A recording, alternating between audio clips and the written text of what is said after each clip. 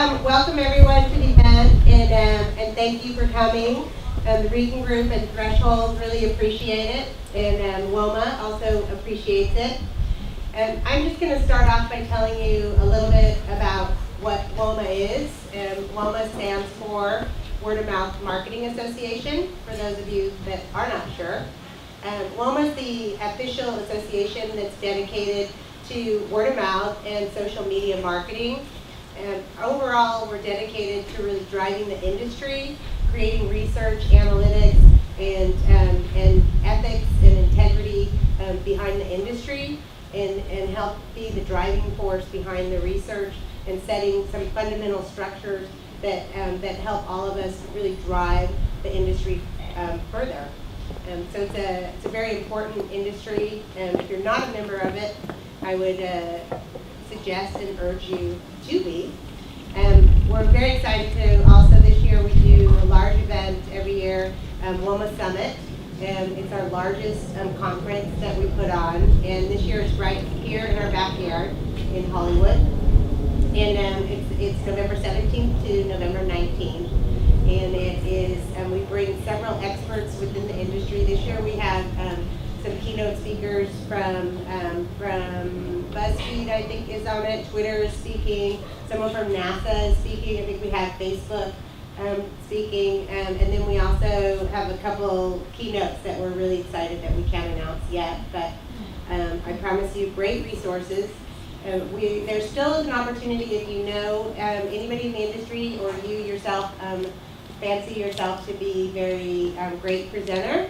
Or any of your clients are great presenters. We're looking for people to put panels together and to participate in Q&A type sessions, presenting case studies, presenting key learnings. There's a lot of different structures, but the submissions are still open until tomorrow. So you will have to get home and get on that, or tomorrow. But we definitely are looking for submissions and would appreciate it if you can submit some or pass the word on. I'm sure we could probably extend the deadline a little bit if you can't make it tomorrow, let me know. But I will obviously be here all night. I'm happy to share more with you about WOMMA. If you aren't familiar with it, I would urge all of you to become a member, also to attend Summit, and really get involved in the industry, make a difference in where we're going. You know, it's the wild, wild west right now for all of us in this industry. And, you know, we have an opportunity to blaze a trail, but it truly takes a village to build something that it has never been done and that's never been out there. So we need research, we need analytics, and it's a great opportunity to also meet a lot of different partners and vendors and people that you can work with. So I'm proud to be a member. I'm actually on the board for WOMMA, which is why they wanted me to announce it. And you know, I believe strongly in it and would urge all of you to participate. So thanks for having us here. Awesome. Oh, I forgot. Amanda's giving me my cue. We're actually going to be raffling off 2 tickets to Summit, or 1 ticket. I think it's 1 ticket. Oh. 1 ticket for 2 days. Very good. 1 ticket for 2 days at the WOMMA Summit. So we're going to be picking. Does everybody have your business card in here, or any last minute entries? I think we'll let Jen. We'll let Jen. Okay. Go ahead. We'll let Jen mix them up and select it. The lucky winner is Andrea Buenaventura.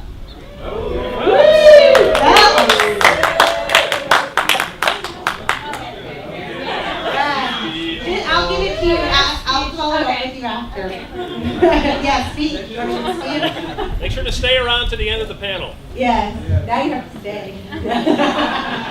No.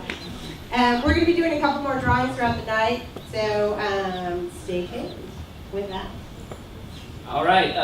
Hi, I'm John Montgomery. I'm the CEO and Chief Innovation Officer at Threshold. I'm going to moderate the panel tonight. I just want to go around and introduce you to the panelists. We've got some great people on the panel tonight. The You already met Patty. Patty and I met about 15 years ago when I helped run a company called College Broadcast. She is a real luminary in the industry. She has been in the business since 1986. I'm using some of my cheat notes because I've been drinking wine. She's been heavily involved in experiential marketing, shopper marketing, activation marketing for quite some time, and really helped pave the way for the industry. Another thing I just found out from reading her bio, she's also the youngest of 4 kids like myself, so I understand why your creeds are more and faster. My faster came from the fact that I had 3 older brothers and I had to run faster than them if I wanted to stay alive, but I don't know if yours is similar to that. We'd like to welcome her. Also working with Patty at the Regan Group is Mike Seymour, who's the VP and Senior Director of Strategy and Creative at the Regan Group. And correct me if I'm wrong on any of this stuff. He's a 25-year veteran of activation marketing industry. He's been working emerging mobile, social media, experiential, and shopper marketing for his career. Worked at 141 Worldwide, Ogilvy Action, Euro, RSCG, and Havas, Momentum, a bunch of great agencies, and worked on fantastic brands: Coca-Cola, Pepsi, Anheuser-Busch, Jim Beam, a lot of the stuff I like to drink, Ford, GM, Hyundai, and so on and so forth. We're really lucky to have him with us tonight. Also, I'm going to flip this over here. To my right is Avery Carroll. Avery works here at Threshold. He's a creative director. He spent the last 2 years in New York at Gary Bowen. Has worked on a lot of fantastic brands and worked with some great agencies back in LA, RPA, Deutsch, and Catalyst, which was Ashton Kutcher's social media experiment for some time. A hot minute. For a hot minute. That created a lot of buzz, and he's been recognized by one show, Effie's Clio Con. It's won a lot of awards and does fantastic work. And then over here in the middle is Jen Crespin. I've had the pleasure of working with Jen for a number of years. She was a client at Butterfinger, and we set off to do something that Nestle as a corporation had never done, which was run a Super Bowl ad and do a massive campaign behind the launch of Butterfinger Cups this last year, which is probably the biggest launch success in the history of Nestle, I think, ever. It's over doubled the size of the business within 12 months. Wow. Massive. Massive. That's a dream project to work on, and now she's setting off on another adventure, taking another really exciting brand, Skinny Cow, that she's working on now to another level, which is another very exciting brand that's kind of breaking through categories. So I welcome all the panelists here. The theme tonight is about millennials. Just to open it up, I decided I was going to do just a basic amount of research because we spend a lot of time as an agency focusing on millennials. There are a lot of different definitions of what a millennial is. So I went to the place where we all go for the truth, which is Wikipedia. It was interesting, their opening sentence: millennials, also known as the millennial generation, Generation Y, and I was actually asking that originally, whatever happened to Gen Y, it just kind of disappeared and turned into millennial, but they're the demographic cohort following Generation X. So who in the audience tonight is a millennial? And I will define this further. The ones who actually coined the term, William Strauss and Neil Howe, first wrote about it. They said it's anybody born between 1982 and 2004 is the last birth year. Who else is a millennial? All right, at this point in time, I'm going to hand the microphone off to you guys. Because I don't know if anybody up here falls into, with the exception of Jen. Jen falls into that category. I have millennial children. and so do I. My wife and I just got back from the Glastonbury Festival with our millennial children. It was an interesting, eye-opening experience, I have to say, going to a music festival in England with your 19-year-old. We all learned a lot about each other. So what we're gonna do is we're just gonna go through some different areas in terms of millennials, and we're really focusing on it from a marketing perspective, right? There's a lot of really interesting things that have opened up. As an agency, we spend a lot of time focusing on this, what people used to call an elusive market. I think I pulled out a couple character traits that are used to define millennials a lot. So on the plus side, civic-minded, rainbow generation, beyond stereotyping, beyond racism, sexism, and homophobia. Fantastic. Very entrepreneurial. Lots of Mark Zuckerbergs out in the world, seeing the world as nothing but a place of opportunity. On the flip side, millennials are seen as pampered, entitled, raised by helicopter parents. My wife and I were a couple of those.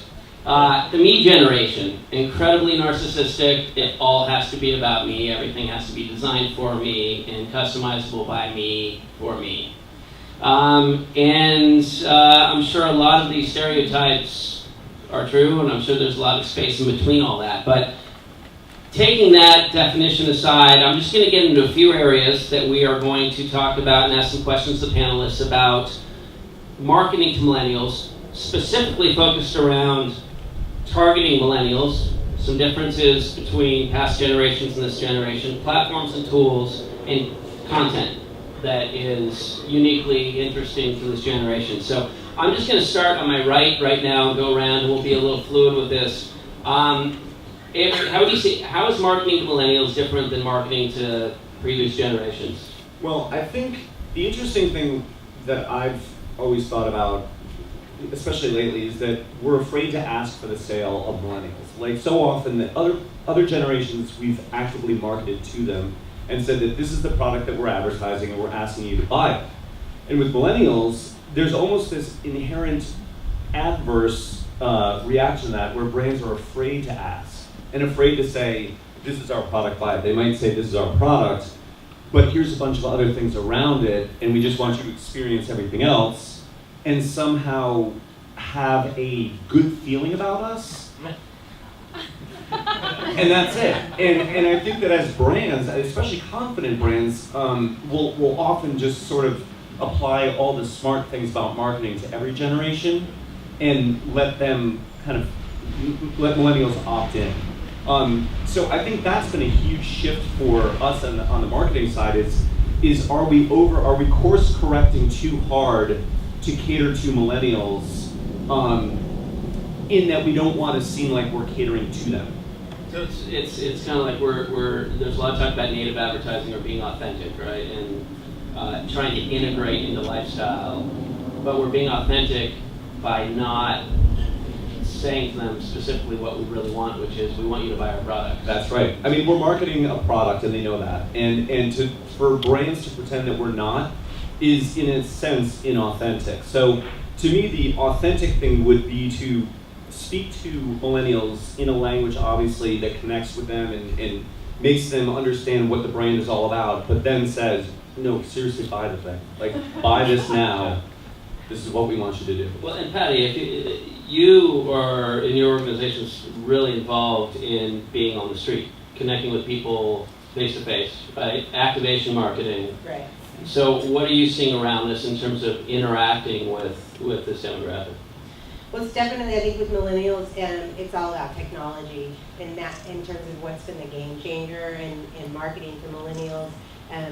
Having feet on the street and having experiential and having a hand-to-hand conversation needs to be customized to them, and it needs to be a part of their everyday lifestyle, and it needs to be where they live and where they play.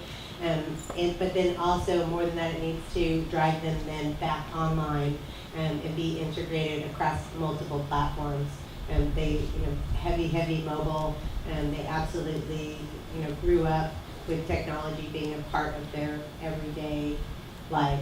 And so it's definitely about what we're seeing is having to really drive them from the street online and to carry that conversation on an ongoing basis. So it's kind of always connected, always have technology in your hand, always connected to it. Do you guys have any other thoughts about other trends that are happening in terms of technology, social trends that you see bubbling up when it comes to millennials specifically? Well, definitely social trends now that we're seeing quite a bit of is it's obviously all about video and video content and wanting authentic messages, short short content, constant contact, constant communication. Also, what we're finding is that the millennials really are responding highly to coupons, which is surprising, or surprised us. Huge participation of millennials, like 90% have said they are willing to use coupons, which is significantly higher than I would have thought. They expect bargains and they expect offers, and they want them delivered to them not only in their old style clipping ways, but also now through their phone, through their, again, constant availability, constant offers. And then also just the short content video is definitely something that we're seeing trending. Very cool. It's interesting. One thing that we've seen a lot is in past generations, and a lot of this is a comparison, right? Gen X in general, we've seen is much less likely to give up personal information for things, are concerned about where it's going to go, concerned about privacy. And it seems like with a lot, especially younger millennials, there's not as much concern about sharing information. It's much more of a direct transaction of like, what do I get for it? It's not like I'm scared of what's going to happen with it, for better or for worse, but it's like, it's worth my time, more so than is it something that's scary or draconian or it's 1984. It seems to be less of that going on. Jenny, I know you've worked on some youth market brands. Do you have any thoughts about that, or any thoughts where you've seen, because I know in some of the brands that you've worked on, you've got kind of a mom target, a Gen X target, and a millennial target. Anything you've seen? Yeah, I mean, I think as we look at that millennial target, it's more trying to keep up with where they're at and where they're going and what they are willing to share. I think at a company like Nestle, which is the world's largest food and beverage company, it's more we were so used to the regular marketing tools and the levers that we could pull. And it's more of saying, okay, with this millennial target, knowing that they're so willing to engage with you with the brand, if you are interesting, if you are engaging, if you are with them. I think it's just staying up to speed with where they headed, how's the best way to communicate with them, are we on top of the trends, how do we really engage with them. But we definitely do see just the engagement, the willingness, it always surprises me, the willingness of our consumers to give comments, provide feedback, to call in with suggestions. So just as a marketer, it always surprises me how willing they are to really partake in the development of new products, giving you feedback on new launches, what they want to see, what they don't. So that's been really neat to see. And then it's our job really to understand what do we do with that feedback and how do we adjust and react accordingly. Very cool. And Mike, are there campaigns that you've worked on that where you've seen or you've learned something new about this generation versus previous generations in terms of the way they interact, what they're willing to do, or even tools, which we'll get into in a second, but kind of these trends, these things that you're seeing that are through lines that are actually helping or hurting? Oh, don't give me a softball. No, actually, yeah. It's because I can use historical precedent. Unfortunately, some of it's my history in terms of what I knew what would be efficacious 15, 20 years ago. To Patty's point about the fact that they do use coupons. 90% of millennials use coupons, but they won't use those coupons unless they're, I think the number is something like 25 to 35% higher value than the generation before, and the generation before that, because they say, if I'm gonna, this quid pro quo is going to go on, that exchange has to have a real value to me, because that's the threshold I'm creating. One program we did recently kind of illustrates how you really got to appeal to them almost in terms of the technology they're used to and the way they see the world, the way they interact with this technology. We did a program for Titanfall, oil and capital base. It was a promotion we did for EA, and it was for supporting the game's release in Walmart. And I think everybody may have heard of Titanfall, which is the big console heavy hitter game of the year, a really big deal for EA. But as we considered what we had to do with this, it was comparatively simple promotion, but we realized that for really to stand out and to be effective, we're dealing with an audience who's used to looking at games which have this insane amount of 3D realism and action, and you're viscerally transported to this synthetic universe if you're playing a console game. We said to appeal to those guys, we've got to make sure, even though it's comparatively simple sweepstakes, we've got to make sure the interaction they have with it is almost as cool as the game.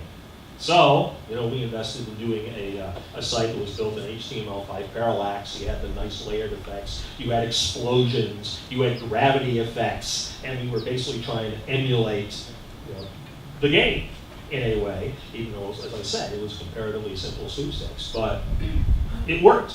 We got very good reaction. The client was happy. Walmart was happy. But that's an example of, we could have done something very static in a case like that. But you have to think about what you're doing in context, especially in terms of the context of what the product is, what the brand is you're trying to support. But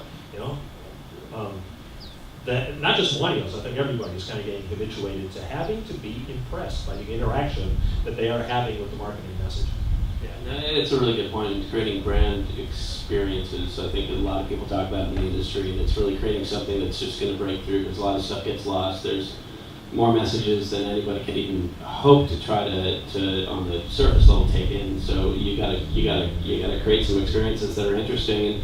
And one thing I want to kind of pivot to are the different platforms and tools that we use, because each platform really, I think what we see more and more is the different platforms really backing for different types of experiences. So what we're doing on Vine is very different than Facebook versus Twitter. So maybe I'll throw this one out as just a softball to anybody who wants to take it. What kind of interesting technology or platform trends are you guys excited about? What things do you think are going to be effective or effective right now? You see becoming more effective. Talk about it a little bit.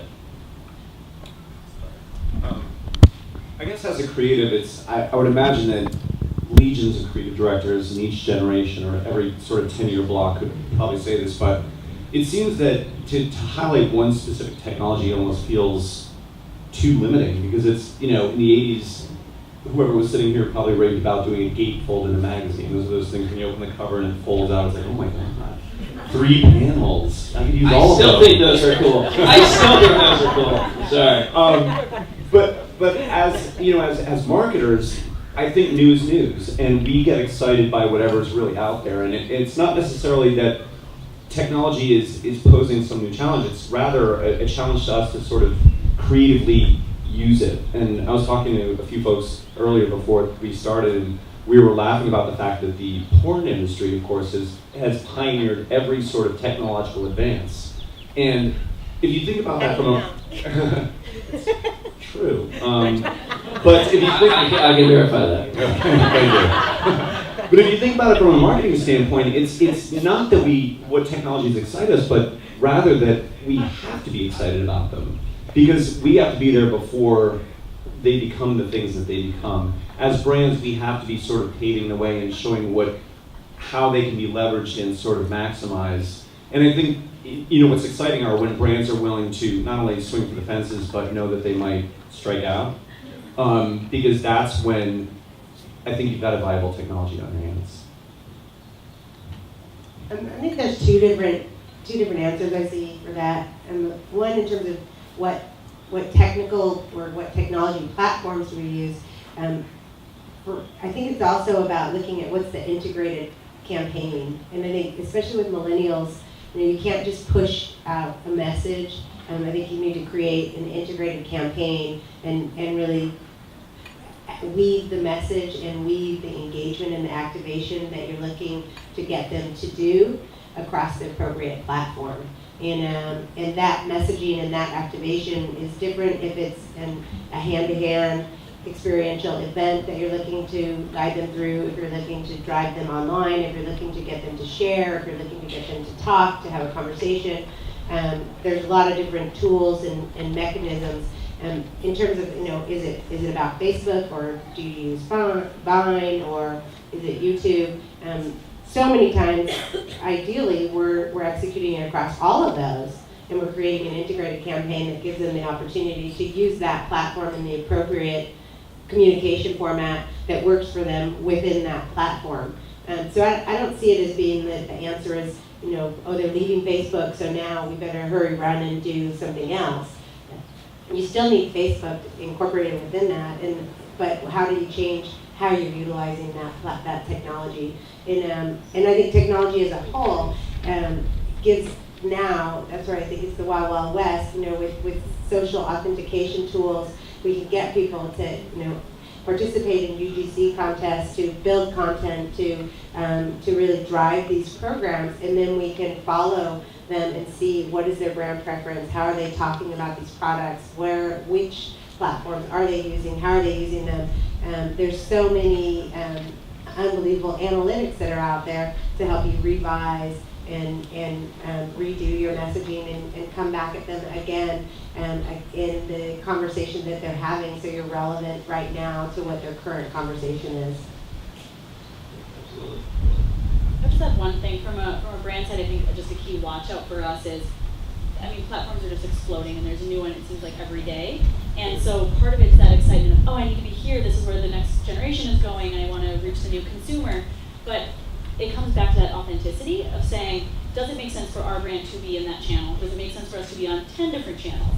So I think, and it's different for each brand, right? Of saying, for me, yes, okay, YouTube and Twitter and Facebook make sense, but am I going to invest in or put a lot behind Pinterest right now? Maybe that's not the right platform for me. So I think it takes a lot of discipline from a brand perspective to understand, how do we expand, where's the right place to expand, and how quickly do we do it, so that when you see some brands that set up a Twitter page and then haven't tweeted in 2 years, what was the point of going there? So I think it's being strategic in knowing what's coming next, trying to be on that trend, but also identifying it and saying, does this make sense for me?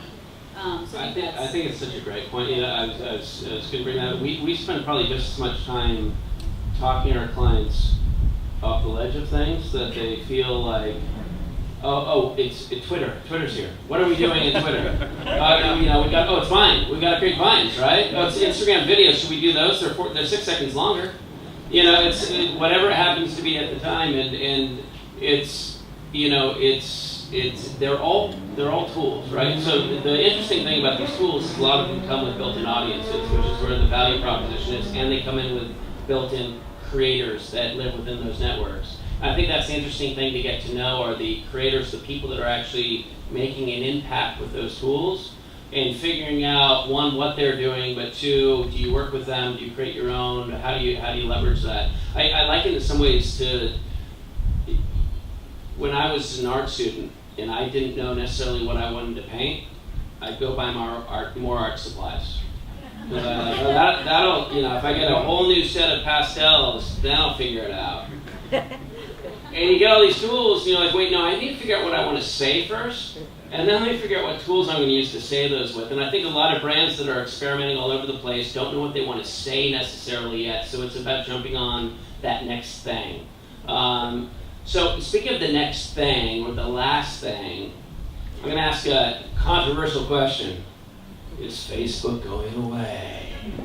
How does everybody feel about Facebook right now at this point in time? Is it growing? Is it descending?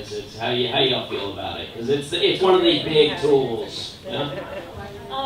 Definitely a controversial yet important question that we're all facing. How I see it, I don't think Facebook is going away, but I think it's changing how both users and advertisers are approaching it. I think Mashable just had a recent article where of the millennial generation, 84% of users within that generation have a Facebook account.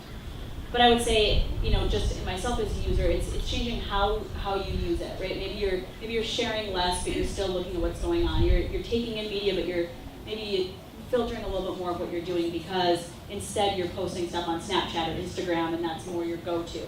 So I think from a user perspective, it's just changing, but it's not that, I don't know that there's a fleeing from it.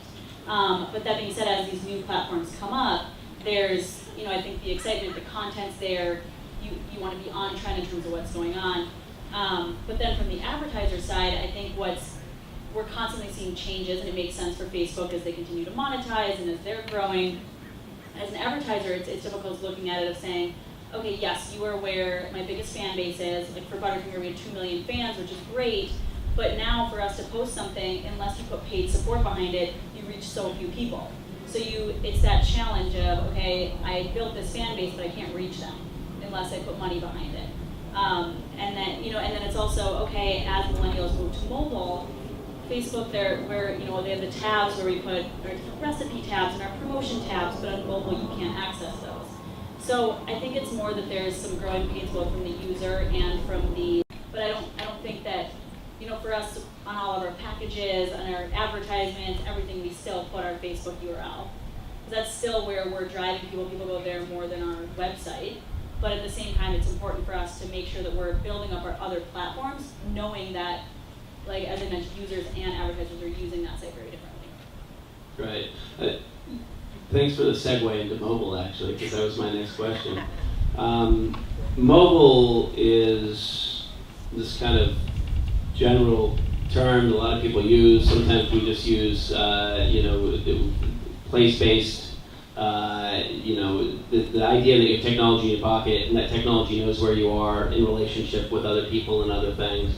Michael, maybe you could talk a little bit about, have you guys seen a real big success story with mobile? I gotta imagine you guys are in the marketplace, you're doing experiential stuff. Have you seen places where you've seen mobile be more effective than other places? Or just in general, talk a little bit about kind of mobile and its use in marketing millennials. Well, more and more of what we do, we've got to make sure that there's a mobile element, whether it's a truly responsive build or it's something that's just mobile compatible. Because the simple fact is that you're not going to reach some people. I think I saw a stat somewhere in my crib notes. Among millennials, something like 17 or 18% of them do not use anything but a mobile device to access the internet. That's a huge chunk. That's a growing chunk. We also deal with audiences such as Hispanic Americans, Asian Americans, who are incredible early adopters of mobile technology. They get there way before the pasty Caucasian mainstream. And to them, it's like many of them don't even own PCs or laptops anymore. Proud to be pasty, by the way. There you go.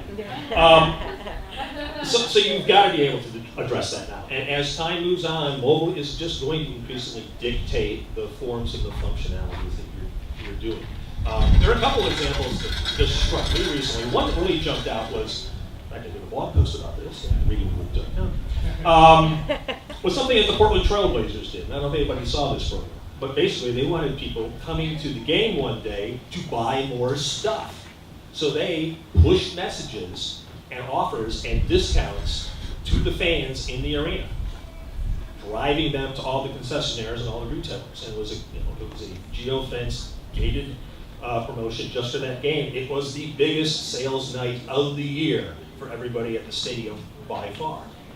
And that's a tremendous innovation, and that's something that I look at and I say, well, why couldn't I do something like that if I'm doing an experiential program? I'm not just out there exposing the brand.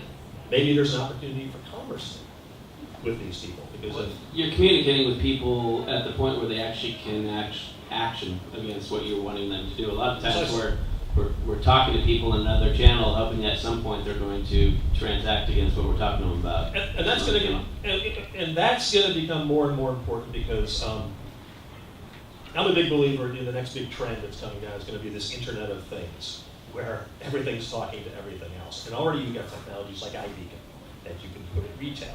I can put it in an experiential event, so I'm talking to mobile.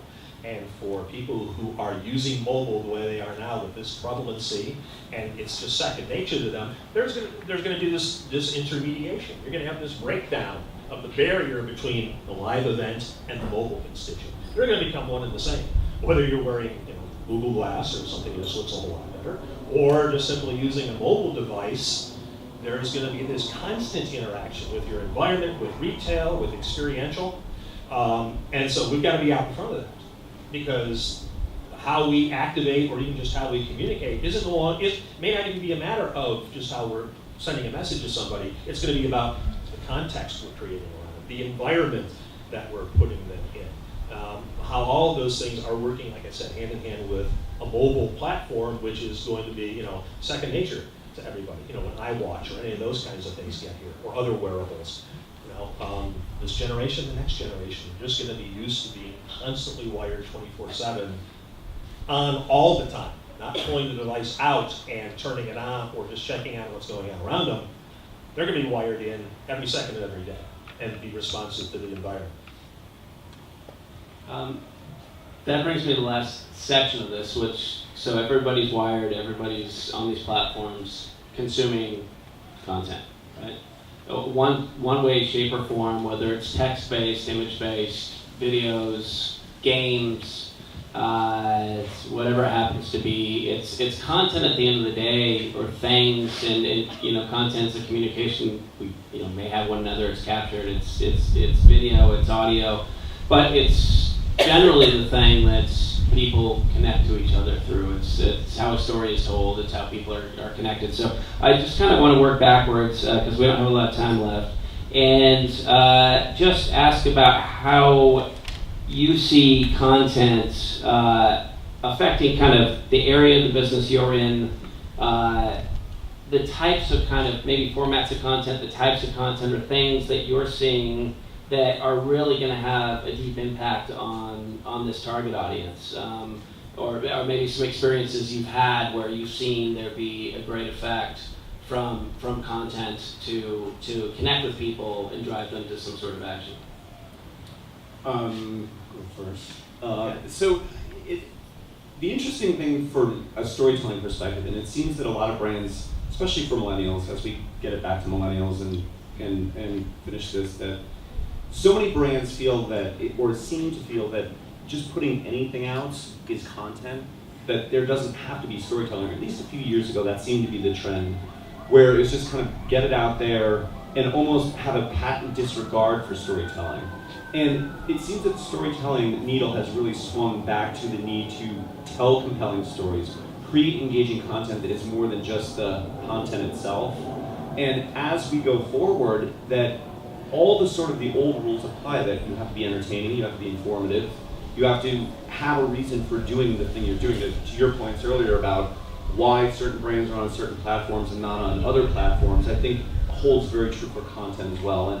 And the types of content that brands create has to feel endemic to the product that's at the core of it. Otherwise, it doesn't feel authentic. I'll share one story that it's a project I didn't work on and I have no connection to, and I think you and I talked about this. There's a brand, Buick. It's an older person's brand, and they've heard of that one.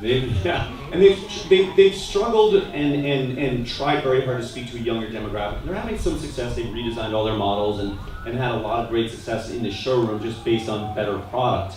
But connecting to consumers at a much younger level has been a struggle. So they've had this ongoing Vine campaign that Buick and Vine, at their own estimation, they've already said, it doesn't seem logical for Buick to be on Vine, but maybe because Buick shouldn't be on Vine is why precisely we should be on Vine. So platform smarts, check. And then the content that they've been creating has been very focused on sort of things of a Vine nature that are entertaining, fun to watch, hugely shareable, and oh, by the way, feature a product in a really smart way. It shows to me, it's a great example of how product and content are marrying up to marketing messaging at a smarter level. So it's no longer content for content's sake, but rather sort of applying the big brains of marketing to make sure that your content is checking a lot more boxes than not. A couple of ones come to mind. For ABC, we did a program for Nashville where people submitted, they created the key art that would be featured in the show, the key art for the album. And so it was a huge low-cost way for the show to have all the artwork created. Tons of submissions, and people got integrated into the show. People, huge participation. A lot, especially with millennials. Content and building content, they want to be a part of it. They want to participate. They want to have their own touch on it. There's a program right now, 5-hour, where you can create your own recipe and submit your video. And again, it's using the product, it's integrating it into a recipe, integrating it into something that you do every day, and creating content that can then be used from a recipe basis on an ongoing basis to drive that brand. NBC, we did a program for The Voice with hashtag submit on Twitter, Instagram, a video answering the question of which contestant do you want in your family. So it's again it's building content for the brands that can then be shared, can be pushed, can become viral, but that is created by the consumer, for the consumer, in the consumer's own message and voice. Yeah, I mean, I think a big thing for us just to keep in mind as we look forward is that there is really no offline and online. It really does need to all be integrated and tied together. So everything, all the messaging, it really needs to be looked at. You know, I think we had really good learning this year in terms of we brought all of our agencies together, whether it was the, you know, from our creative agency to the digital agencies, and all coming together and saying this is one unified message. And we need to look at it in a way that it doesn't matter whether it's online or offline. We need to have the same message come across to our consumers. And I think that really it allowed us to be successful. And another big learning was just simplify. Consumers are hit with so many messages and there's so much going on. So if there's a way that you can very simply break through and just stick to that message, I think that was another just big learning for us as a brand on Butterfinger that's being applied. And how can you continue that forward? It's just, you know, pick your channels, simplify your message, and be breakthrough and then have that whole that peer and just the content that from the consumers and everyone really coming together. So I think those are just learnings that we can use going forward as we continue to try to navigate this ever-changing technology landscape. Yeah, the content is king, and whether it's generated by our consumers or we're creating it ourselves, it's what's eventually going to, you know, be the most meaningful thing, because, you know, a lot of the old traditional ways of interacting with our audience just aren't going to work over the course of time. Because of the fact that there's going to be this great ability to interact with brands. But this takes me back to when Avery was talking about creativity. And I read something there was some research fellow at MIT who said, well, you know, you can fire all those high-paid men and creative directors because with big data, we're able to target. We're able to target now. So you don't have to be wasting money on creative when the creative department says, well, only 50% of this works, because now we know what works. And I think that's baloney, because I think in terms of content, in terms of messaging, the big idea will always win. I was sitting in the office yesterday, talking with some of our millennial team, including and the bartender, David, said, you've got to see this video. I had not seen this video. It's the viral video they did to promote Karen. Has anybody seen this? I heard that. Awesome. Absolutely fantastic. That is, it's like stupendous. But then it struck me, okay, I'm sitting around in a room watching this viral video. I would not have sought out this viral video on my own. I would not have necessarily gone to YouTube or Vimeo to look at it. But a bunch of people said, you've got to see this because it's so cool. And that goes back to the whole thing about siloing. We can worry about the silos we're in, but if you can come up with a really awesome idea, people will come to the silo to experience it. And again, it goes back to content, because that's what people want. Absolutely. It's, you know, going back full circle, we talk about contextual and relevant. Yesterday I watched a video that was highly relevant, highly contextual, and I shared it immediately. It was a martini glass with a piece of fruit in it. You guys see this one? With the little, Ruben sent it out with a Brazil flag coming out of it, a nice fruity drink. It's sitting there, the music's playing, cha-cha-cha, and a German beer stein just smashes the shit out of it. And you're like, enough said, right? But it was done at the right time, in the right place, and a ton of people looked at it. I remember the last thing I'll close with, my son's 19, he's a millennial.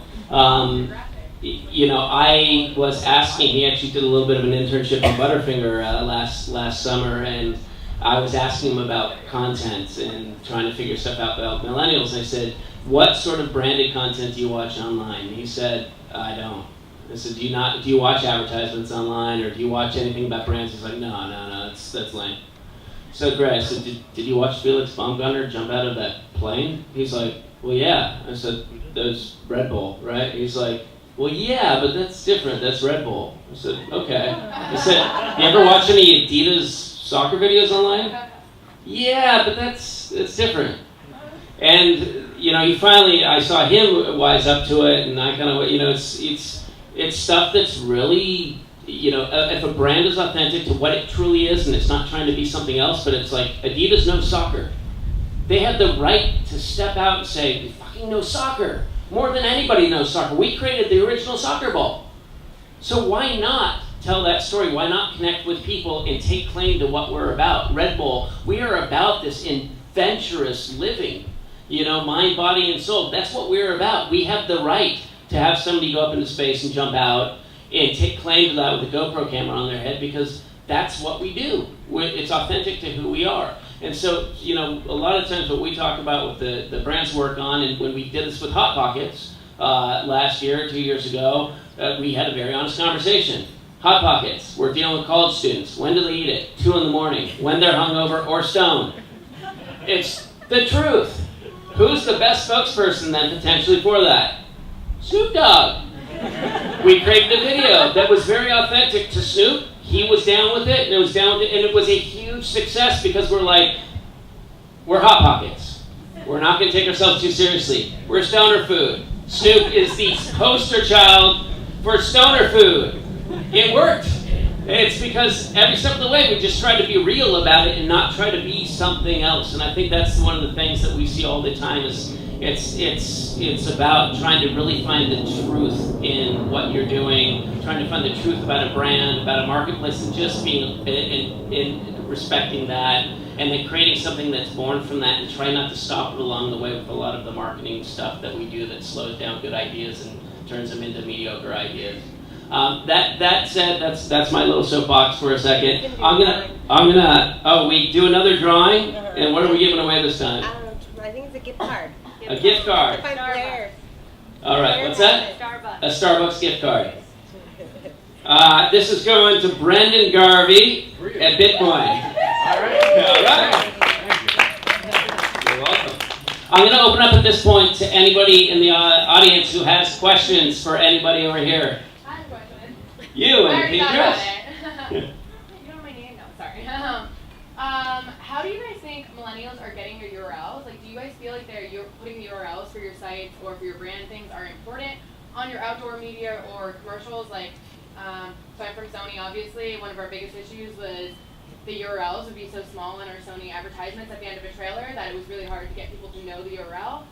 Do you feel that millennials are using Google more than they're used to actually typing in URLs, or are they still wanting to know what the URL is? Do you find that important? I'll give my quick answer and pass it along. The closest search engine, irregardless of what it is. Typing in the keyword that you think of. It's a movie, type in the name of the movie, and then search from there. It'll probably be in the top 10, but that's not scientific. That's my instinct. Yeah, I would agree. Yeah, Is that how you feel that millennials are accessing the internet though, like through Google more than the URLs? Yeah, I mean, I would say, we put it on our advertisements, we put it on our packaging, because I think you don't want to make it hard for the consumer to find. So if there are other consumers who are looking for it, you want to have it there. But at the same time, I absolutely think that people are just typing it in. Google has the answer for everything, and you don't have to try very hard. So I think that's where millennials, they know they can get their answers. If they're actively just hunting for it versus discovering it or finding it through a Bitly link or whatever it happens to be, but if they're looking for it, I imagine. Yeah, I agree. Other questions out there? Based on your experience, what's the biggest misconception about the millennials that you see? I'll try that. I think the perception is that they hate brands, or they hate marketing, or they hate advertising, and I think that's so far from the truth. I think, you know, your son is probably a great example where he would probably say, no man, I don't like brands, I don't do that advertising kind of thing. This is me doing my millennial voice, by the way. Dad, you're uncool. But I would imagine that in their heart of hearts, they don't even realize how brand loyal they are and how much those brands mean to them. And I think that, you know, if we ask millennials to put pen to paper and say, what brands do you cherish and why do you have these relationships with these brands, I think they would have very profound and very well-reasoned and very heartfelt answers for that. So I think short answer is we think they don't give a shit about brands. I think they give a huge shit about brands. Yeah, and also the one thing I'll say, I was sitting on the couch with my sons about a year ago, and we were watching a food commercial, and they did all this sort of this comedy skit, and eventually got around to the fact that, I can't remember if it was Quiznos or whatever, and they landed on a food at the end. He's like, why didn't they just show the food the whole time? It would make me hungry. I'd want to go buy that sandwich. But they just did this they did this little comedy skit, but they sell food. Why don't they just show me food? And I think in his way, he was just saying like, just be honest. Tell me what you're selling. Like, I'm fine with it if I like it. Like, he'd probably be the first one to say Chipotle kept me alive in my first year at Indiana University. Go Hoosiers, by the way. I think Avery's right. I think millennials are already invested. I've got an 11-year-old stepson, and he won't wear anything but Adidas because he's discovered soccer, and he's half Argentine, so he's watching the World Cup. Happy day for him today, But he's got the Messi jersey by Adidas. He will not wear anything else because I had that discussion with him. These Nikes are cheap. I'm wearing Adidas. I think a big part of it too is about millennials do feel that they can trust brands that are being honest with them and are authentic. We also live in an age where they've had tools given to them that we didn't have in my generation, which allow them choice. They can tune in, they can tune out, they can drill deep, they can explore, they can blow off. However they want to do it, however they want to traffic all that world of messaging. So they're just using it as a tool to maybe have a more refined understanding of the brands that they really care about. And once they get there, I don't think they're any different from anybody else. If the brand has, as you said, truth and value, they'll embrace it. Other questions? What's that? Last question, anybody? What about the 30-second spot in the immersive site? I think that millennials, they don't want the time wasted. They just want to get to the point. And I feel like the 30-second commercial is almost too long. Now, if you grow up with Vine videos, Instagram videos, you can do so much more in a shorter time with good storytelling and get to the point. And I wonder if that's when you get with the food program you were mentioning, all this stuff for nothing to get to the punchline. Is it just the format is wrong, like the traditional format?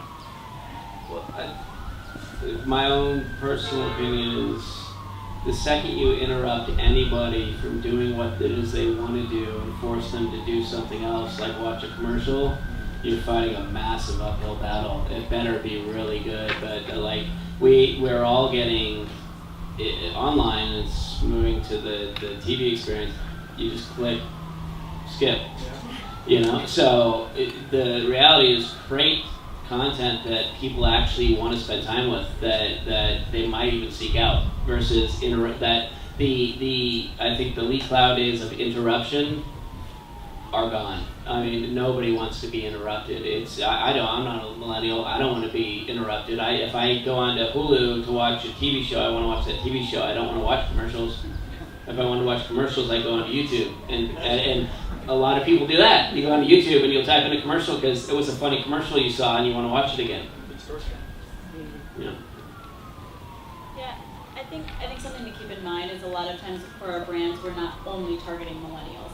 So for, we launched Butterfinger Peanut Butter Cups, and it was, with 18 to 49. So it's recognizing that the 30-second commercial allowed us to still cost-effectively create awareness, and maybe it is for the older target. But then keeping that unified message is, creating short videos of Mr. Butterfinger Man, or creating content for online that maybe our millennials are only accessing that. And we're okay with that, of saying, we need to create different content for different users, as long as it all still is unified. So I think there's still a place for the 30-second commercial.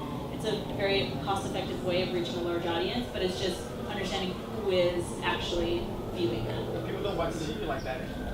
That's true. It's not the problem. They do during the Super Bowl. Well, we actually went to the last Super Bowl, and I'll tell you, I'm sure we missed out being in the stadium, because I bet the best part of that Super Bowl were the commercials, by a long shot. On that, I'll close out. Thank you. I want to thank one more drawing, Avery. It's another gift card.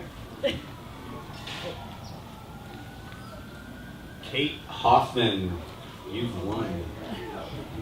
From the adult bookstore. We'll give it to you after. The picture's right I'll there. give it to you in a minute. I think Blair has them. I'll give it to you in a second. All right, I want to thank our panelists for doing this. This has been fantastic. I don't know about you guys, so there's a lot of great information. This has been fantastic. Thank you all for coming out tonight. There's plenty of wine, snacks, hang out, mingle, and thank you so much for coming down to Threshold. We're happy to host this event tonight. Enjoy, drink some more wine.